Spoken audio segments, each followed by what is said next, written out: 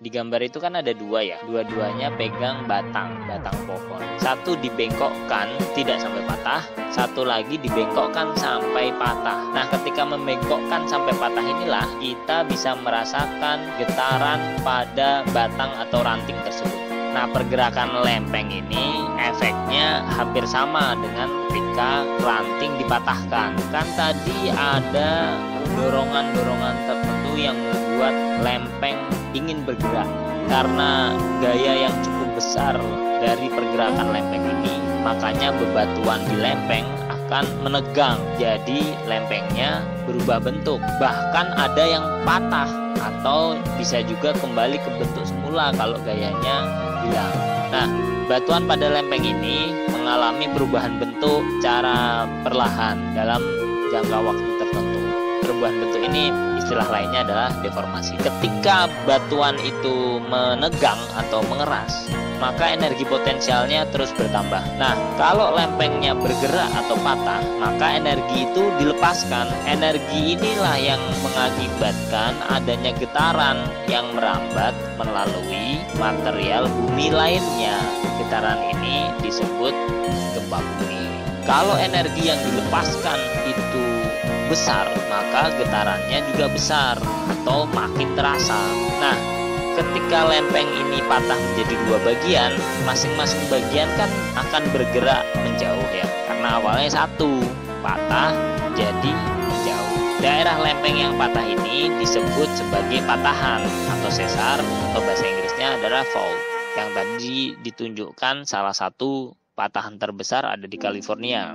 Nah, sesar itu bisa dibedakan jadi beberapa jenis, tergantung gimana gayanya bekerja pada lempeng, seperti pada gambar. Kalau lempeng itu ditarik berlawanan, akan terbentuk sesar normal. Jadi struktur batuan lempeng yang ada di atas sesar akan bergeser turun dibandingkan batuan lempeng yang ada di bawah sesar. Nah, kalau lempengnya saling mendekat, jadi kan saling menekan ya, sehingga struktur batuan lempeng bagian atas bergerak naik. Nah, ini disebut reverse fault atau sesar terbalik. Satu lagi, kalau bergesernya samping, tadi menjauh, mendekat, terus ini ke samping. Nah, ini hasilnya disebut track slip fault atau sesar geser. Tadi itu kan sedikit ilustrasi kalau ranting kita bengkokkan sampai patah ya. Nah, getaran yang dirasakan sepanjang ranting itu kalau pas dia patah, sumbernya dari patahan kayu. Kemudian getaran itu merambat sepanjang ranting sampai terasa di tangan. Gempa juga sama. Getaran yang merambat itu atau disebut dengan gelombang, merambat panjang permukaan bumi, dan gelombang ini disebut gelombang seismik. Nah, pergerakan lempeng di sepanjang sesar tadi itu melepaskan energi. Energi ini adalah energi potensial ketika lempeng terkena gaya. Kemudian energi ini merambat dalam bentuk gelombang seismik tadi itu. Nah, titik yang menjadi pusat gempa disebut hipocentrum. Permukaan bumi yang berada di atasnya hipocentrum, karena biasanya hipocentrum itu ada di kedalaman bumi tertentu. Nah, titik di permukaannya itu disebut epicentrum. Waktu terjadi pergerakan lempeng, gelombang seismik itu muncul di hipocentrum. Terus dia merambat ke semua arah, baik ke bagian dalam bumi juga ke bagian permukaan. Nah, di permukaan inilah yang menyebabkan kerusakan waktu terjadi gempa. Kalau yang merambat di dalam bumi dibedakan menjadi gelombang primer atau disebut P-wave yang geraknya melalui bebatuan, yang getarnya searah dengan arah rambat gelombang itu sendiri, sehingga gelombangnya gelombang longitudinal. Dan satu lagi adalah gelombang sekunder atau S-wave yang merambat melalui batuan dengan menggetarkan partikel batuan tegak lurus dengan arah rambat gelombang. S-wave ini atau gelombang sekunder ini bentuk gelombangnya adalah transversal. Gelombang seismik di permukaan bumi menghancurkan bangunan yang ada di atasnya. Nah, gelombang ini merambatnya dengan menggetarkan batuan dan tanah yang sejajar dengan permukaan bumi. Perambatannya pelan, tapi kekuatan penghancurannya besar. Terus perambatannya kompleks. Beberapa gelombang menggerakkan batuan sama tanah itu seperti ombak. Nah, ilmu yang mempelajari tentang gempa bumi ini disebut seismologi. Ilmuannya disebut ahli seismologi. Terus alatnya untuk mencatat gelombang gempa tadi disebut seismograf. Seismograf ini isinya adalah gulungan kertas yang terpasang di tabung berputar. Di atas kertasnya ada jarum dengan pena. Ketika ada goyangan gelombang seismik itu, gulungan kertas tadi akan bergetar, tapi jarumnya diem. Nah, jarum dengan pena inilah yang akan gambar grafik gelombang seismik tadi itu di kertas. Tingginya garis yang di kertas itulah menunjukkan besarnya gempa yang disebut dengan magnitude. Grafik hasil pencatatannya disebut seismogram. Nah, hasil pencatatan seismogram ini dapat menentukan jarak epicentrum dan stasiun seismik. Jadi, gelombang primer itu merambat lebih cepat dibanding gelombang sekunder, sehingga gelombang primer tercatat lebih dulu di seismograf. Dalam seismogram seperti ini, gelombang primer dan sekunder digambarkan terpisah. Jarak antara gelombang primer dan sekunder itu menggambarkan adanya perbedaan waktu datangnya gelombang. Makin jauh perbedaan waktu datangnya gelombang, maka makin jauh pula letak episentrumnya. Atau dengan kata lain, jadi semakin jauh posisi kita terhadap titik pusat gempa. Nah, kalau beberapa tempat pakai informasi ini, mereka bisa membuat lingkaran radius. Artinya diperkirakan jarak dari masing-masing titik itu. Pertemuannya itulah episentrumnya. Sehingga untuk memastikan letak pusat gempa digunakan data dari beberapa stasiun seismik. Kekuatan gempa dinyatakan dengan skala Richter. Pengukurannya didasarkan pada amplitudo atau grafik gelombang seismik di seismogram tadi itu. Skala Richter itu sebetulnya menunjukkan besarnya energi gempa yang dilepaskan. Rentangnya antara 1 sampai 10. Tiap kenaikan satu skala, energi gempa yang dihasilkan itu 32 kali lebih besar. Misalnya 6,8 skala Richter itu melepaskan energi 32 kali lebih besar dibandingkan dengan gempa dengan kekuatan 5,8 skala Richter. Semakin besar magnitudo sebuah gempa, energi yang dilepaskan juga semakin besar, sehingga kerusakannya juga semakin besar. Nah, tabel ini menunjukkan kategori gempa berdasarkan magnitudo dan kerusakan yang ditimbulkan. Di halaman 114 itu ada kotak penerapan konsep. Jadi itu ada berita gempa 5,1 skala Richter atau SR menggoyang Lombok Utara, NTB, Senin dini hari. Diinformasikan oleh Badan Meteorologi, Klimatologi dan Geofisika, BMKG.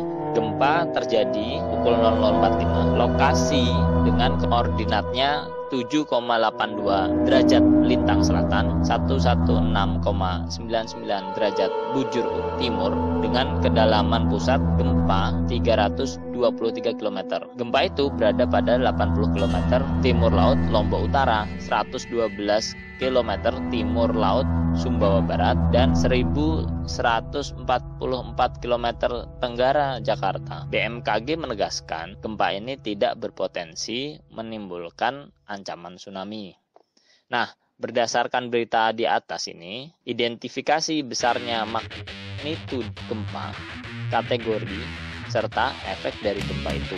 Di manakah letak hipocentrum dan epicentrum gempa tersebut? Oke, kita mulai satu-satu. Bahwa BMKG itu apa? BMKG itu badan yang bertanggung jawab atas berbagai aktivitas meteorologi, kemudian klimatologi yang terkait dengan iklim dan perubahannya, serta geofisika. Nah, hipocentrum dan epicentrum kan tadi sudah disampaikan bahwa yang di dalam bumi yang merupakan titik utama gempa adalah hipocentrum, sedangkan epicentrum titik di atasnya. Jadi nomor 2 sudah bisa dijawab ya. Yang ada kedalamannya itu adalah hipocentrum. Kemudian magnitud gempa, kategori serta efek dari gempa itu ya bisa dilihat dari situ, ini tidak terlalu sulit. Oke, kita lanjut. Sebagian besar kerusakan akibat gempa bumi ini diakibatkan oleh gelombang yang merambat di permukaan bumi. Ketika gempa itu terjadi di dasar laut, gerakan lempeng itu akan mendorong air laut ke atas sehingga timbul gelombang yang besar dan kuat. Gelombang ini bisa mengalir sampai ratusan kilometer ke semua penjuru dari episentrumnya, dari titik di permukaannya itu tadi. Gelombang air laut ini disebut sebagai tsunami. Pusat gelombang tsunami biasanya berada di laut yang lokasinya jauh dari pantai. Gelombang ini ketika masih di tengah laut tingginya paling sekitar 1 meter, tapi dia merambat kecepatannya 500 sampai 1000 km per jam. Bayangkan kalau kita lagi ngebut itu paling sekitar 100 km per jam. Ini artinya bisa 10 kali kecepatan mobil ketika ngebut. Nah, ketika mendekati pantai, kecepatannya sudah menurun, ya sekitar 30 km per jam. Tetapi tinggi gelombangnya ini sudah meningkat sampai puluhan meter. Belum gelombang tsunami ini sampai pantai, air laut yang ada di pantai tiba-tiba surut. Nah, kalau tiba-tiba surut begini, biasanya tanda bahaya akan terjadi tsunami. Kalau digambar bisa dilihat di halaman 116. Kenapa tiba-tiba surut? Ya karena airnya ketarik oleh gelombang tsunami sebelum gelombang itu sampai ke pinggir pantai. Itulah yang membuat tsunami menjadi sangat besar. Di halaman 116 ini juga disampaikan ada salah satu gempa di Iran, korbannya sampai 50.000 jiwa. Tabel di halaman 117 menunjukkan beberapa kasus gempa yang sudah terjadi dan jumlah korban, terutama gempa-gempa besar dari tahun 89 sampai 2003. Tahun 2004 terdapat gempa yang menimbulkan tsunami menerjang sampai 14 negara. Salah satu yang terdampak paling besar adalah Indonesia di bagian Aceh dan Sumatera Utara. Tsunami ini menewaskan lebih dari 230.000 jiwa.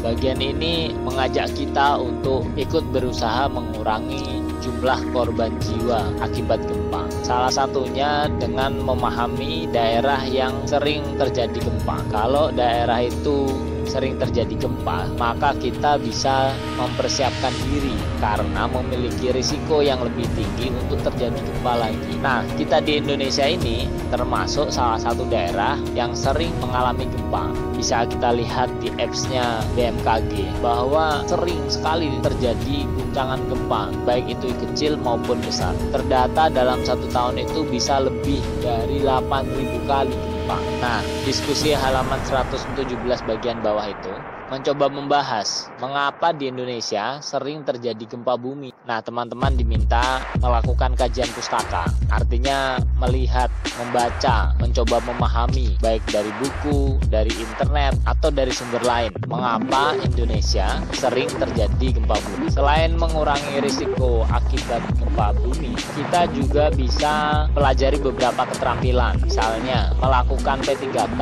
dan memahami cara menggunakan alat pemadam kebakaran.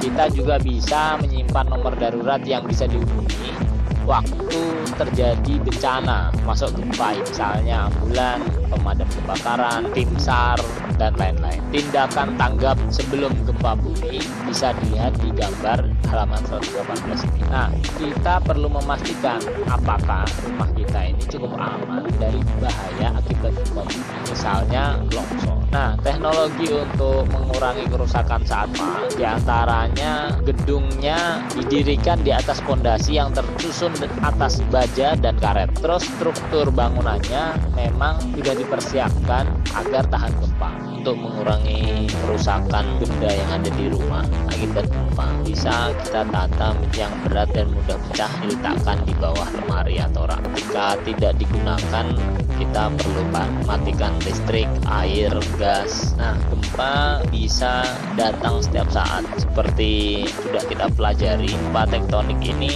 paling besar bersumber dari pergeseran lempeng bumi, sehingga bisa terjadi kapanpun, tidak ada hubungannya dengan pagi pagi, siang, malam, ataupun cuaca hujan, panas, sehingga kita perlu belajar cara menyelamatkan diri dari bahaya gempa ini. Hal yang paling utama harus dilakukan adalah tetap tenang saat terjadi gempa.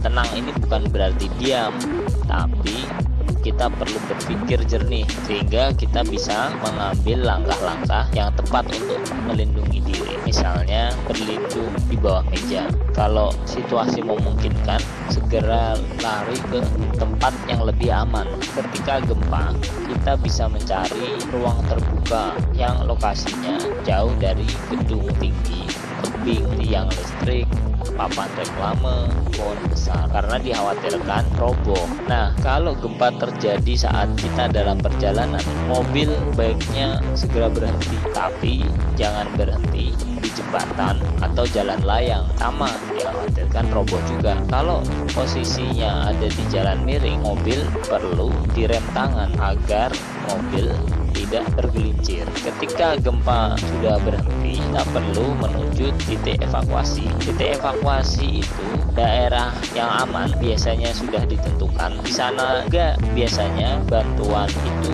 dikumpulkan. Nah, bantuannya bisa materi, bisa medis. Kalau kita terjebak dalam bangunan atau reruntuhan, kita perlu menyingkirkan runtuhannya dulu.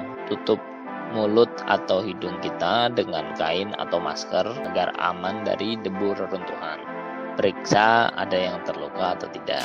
Nah, hal-hal yang lain juga perlu diperiksa. Ada nggak kebakaran, gas bocor, listrik yang konslet, serta jangan langsung nyalakan api dalam ruangan. Khawatirnya ada gas bocor. Kemudian bisa minta pertolongan dengan telepon atau membunyikan sinyal, misalnya dengan kentongan. Nah, keluar ruangannya perlu tenang dan tertib. Jangan sampai berbondong-bondong terus malah pada jatuh. Ketika gempa sudah selesai dan kita sudah berada di luar ruangan, sebelum masuk ke ruangan itu perlu dipastikan dulu ada kemungkinan runtuh atau tidak. Artinya memang kita perlu waspada. Ketika kita berada di pantai, perlu diperhatikan kondisi air laut setelah gempa. Kalau tiba-tiba surut, segera menjauh dari pantai karena ada kemungkinan tsunami akan datang. Untuk informasi gempa, kita bisa mendapatkan dari sumber yang terpercaya. Begitu juga apakah akan ada gempa susulan atau gempa itu berpotensi tsunami atau tidak. Semoga selalu diberikan aman sentosa.